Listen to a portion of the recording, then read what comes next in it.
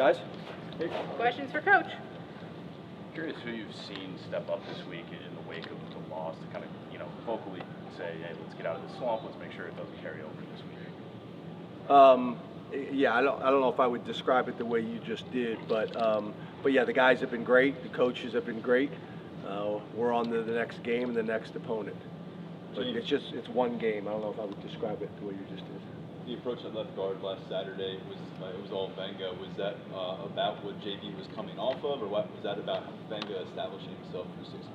Yeah, obviously with JB coming off an injury, didn't get a ton of reps during the week. He was available to play, but we kind of took it as more of like an emergency. If somebody had gotten hurt, then he would have went in the game. But based on reps between him and the coaches, we just felt like the amount of time that JB put during the week was the better option. But he's fully available for this week. Through 7 games, you guys currently lead the Big Ten in yards per carry allowed. It also looks like teams aren't rushing as much on you. Why do you think that is, and how much of that is a testament to what Deion's done? Yards per carry allowed? In terms of least yards per carry allowed. Oh, okay, yeah. Okay. Yeah, I think Deion's done a good job. I think it's a combination of a couple things, right? It's how well we're playing on defense. I also think there's been a number of games where I think we've talked about earlier in the week about the stats can be skewed sometimes because if you get up by a significant lead, people feel like they have to throw it to get back in the game. So I think it's a combination of how some of the games have played out, but also how well we're playing on defense and specifically the defensive line. James, how have you seen Drew respond over the last few days, given Saturday was his first loss as a starter? Yeah, good. I mean, he puts a ton into this. As you guys mentioned, he was pretty upset after the game, which a lot of people were, but has moved on. I think for a lot of us, when that next opponent comes out and that next game plan comes and the film and the next challenge and the next opportunity, that helps because it allows you to pour all your energy into that next battle, that next challenge. James, is there anything you're able to update us on regarding Chop and Amin? And beyond that, where are you guys depth-wise at that position? It looked like you were able to play a lot of players in the first half of the season. How much is that going to help you regardless of what happens there? Yeah, Amin, it's too early to tell. I think Amin could be a little bit like JB. It'll be a game-time decision. And then even then, depending on how much work he got during the week, will still be a decision that needs to be decision that needs to be made. I think a little bit too is how veteran of a player is it in terms of how much practice time they miss and how much football they've played here. That plays a part into it as well. But we have played a ton of guys at defensive end. There's also a young guy that we've been excited about who's coming on is Nittany Lions. So that plays a part in it as well. And with Chop, we hope to get him back sooner rather than later, but I don't have any of that information right now.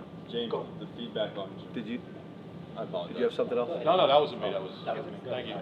Like you threw your voice. The feedback on Jamil has been pretty positive from the staff and teammates going back to August. To see a guy that if the depth chart wasn't as built up as it was at defensive end, you may have felt comfortable playing him a little bit earlier this season more extensively.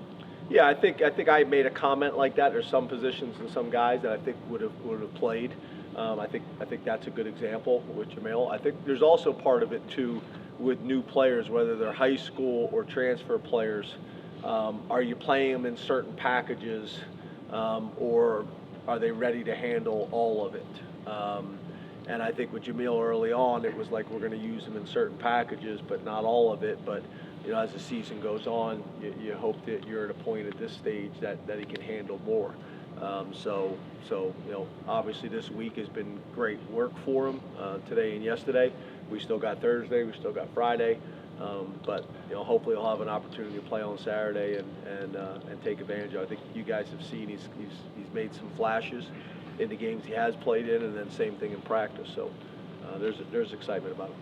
Coach, building on the question about Drew, it was emotional for a lot of players after the game on Saturday. This is not your first rodeo with emotional loss, though. How do you feel the players have responded this week from a mental standpoint? Yeah, I think good. I mean, to be honest with you, we've had discussions about moving the press conference to Monday for a little bit of that reason, so we can move on and not keep doing this, not keep going back and talking about it. I get that you guys ask the questions, but for us, one of the ways to move on is to stop talking about it. And the hard part is you guys want to talk about it, which I get it. I totally get it. But it's kind of sending mixed messages, right? The best way to move on is to focus on the next opponent, learn from it, which we did on Saturday night, which we did on all day Sunday. But then it's time to move on to the next opponent. Learn the lessons from the game, make the corrections, and then pour all of our energy into finding a way to get a win against Indiana and playing well, so we can build that confidence and take it, for the rest of the season. When you talk about moving forward, I wondered what you've learned over the course of your career about what you think you know about your team and its ability to surprise you at unexpected moments, and how you sort of reconcile those two things as you try and lead a team through moments like that. Yeah, I think it's hard because although you learn lessons throughout the process and throughout your career, each team kind of is their own team. So it was one of the things we talked about last week is, that was this team's first time playing those guys.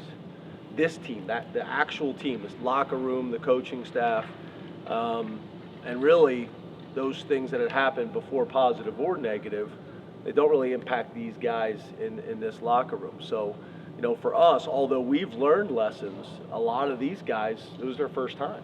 It was their first time going through it, or the first time at the shoe, or whatever it may be. But I do think you see some guys step up in those moments, those games on the road against challenging opponents. Or it's from a leadership standpoint in the locker room at halftime or during the game or after the game. I think one of the other things that could be challenging in an emotional locker room at times is I think you can make the mistake that you expect everybody to, I don't know if grieve is the right word, but for everybody to grieve the same way you grieve, and people handle those things differently. You have to be careful with that. But again, overall, I've been pleased with how the guys have handled it and moved on, but we got to go take our frustrations out on this next opponent. Hey, James, yesterday you said something that I don't think we've ever heard you say before. You said, I think in the last question, you said you were thinking ahead of time what you were going to say after the game. Is that an anomaly, or do you always do that? Because, you remember what you said yesterday. Yeah, no, I think what I was trying to talk about is the confidence that we had going into that game, and I knew the questions that were going to come based on the record.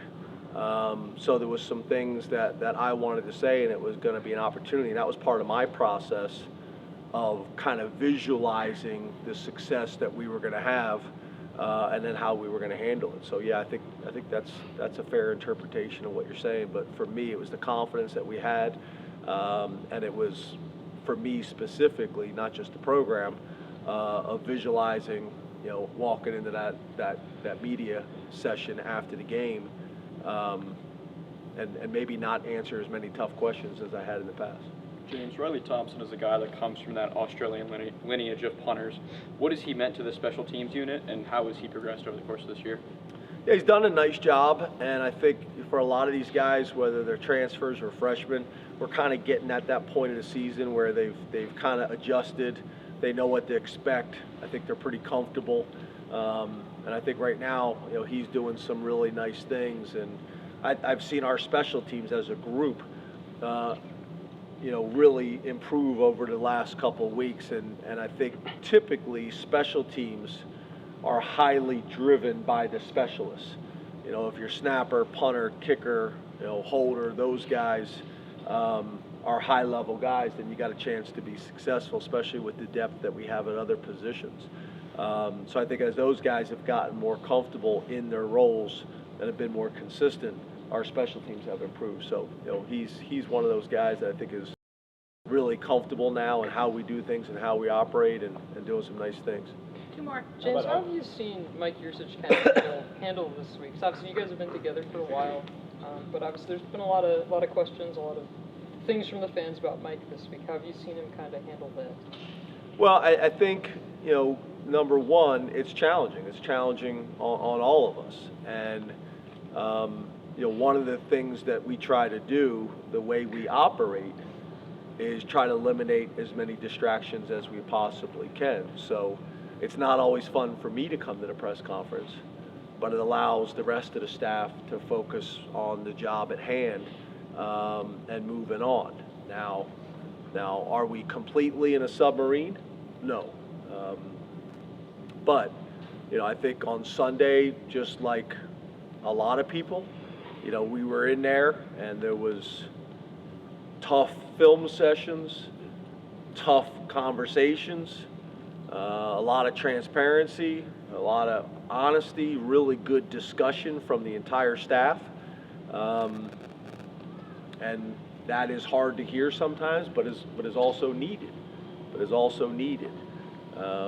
So it was a challenging night, and it was a challenging next day. And again, like I've mentioned before, you kind of move on. But I do think it's helpful that you're able to move on. Like, that's one of the things about being a head coach. You gotta, like that, leaving the submarine and walking over to the press conference, that I know the questions that are coming. Not the funnest part of my week, but that's the job. That's the job. And the way we have it set up, it allows the assistants and coordinators to focus on the job at hand and move on without some of those responsibilities. James, with the knowledge that you're looking for efficiency this year from your passing game, how far do you think you are off from where you want to be, if at all? Yeah, we're behind. We're behind in the passing game. I think we've shown some flashes. I think Trey's injury, when we didn't have a whole lot of proven guys before that. I think some guys that have kind of come in have transitioned a little bit slower than we had hoped. But this is an opportunity to take a step this week and build confidence moving forward. I think there's guys in that room that have the ability to do the job at a high level, but it's about consistency physically, but it's also consistently mentally. Sometimes you guys ask questions, and it's hard because as the head coach, I know you guys are just asking the questions that you have to ask, but if I don't answer them correctly, they can be divisive. They can be divisive for the coaches and the players. They can be divisive. A lot of times, as we all learned, people only hear my answer. They don't hear the question. I don't want to ever say anything that's divisive between the offense and the defense, or a position group feeling like they're being called out. We do those things behind closed doors, but but the reality is, there's room for growth there, and there's some times where things happen where you guys don't know about, where a guy runs the wrong route or the wrong assignment. I'm not going to come out and say those things, or on the offensive line or defensive line, but those things happen. And those things may limit, playing time or opportunities, but I'm not going to come in the press conference and necessarily say that when it doesn't necessarily make sense to you guys. Does that make sense? Mm-hmm. That's the challenge as the head coach. It's in the press conferences, how do I answer your questions so you guys feel like I'm giving you what you need to do your jobs, but not do anything that's going to cause issues in my locker room? And that's literally the balance constantly. How can I answer your questions? But most of your questions put me in that position. So that's the challenge. Thank you, Coach. Thank you. Thank you.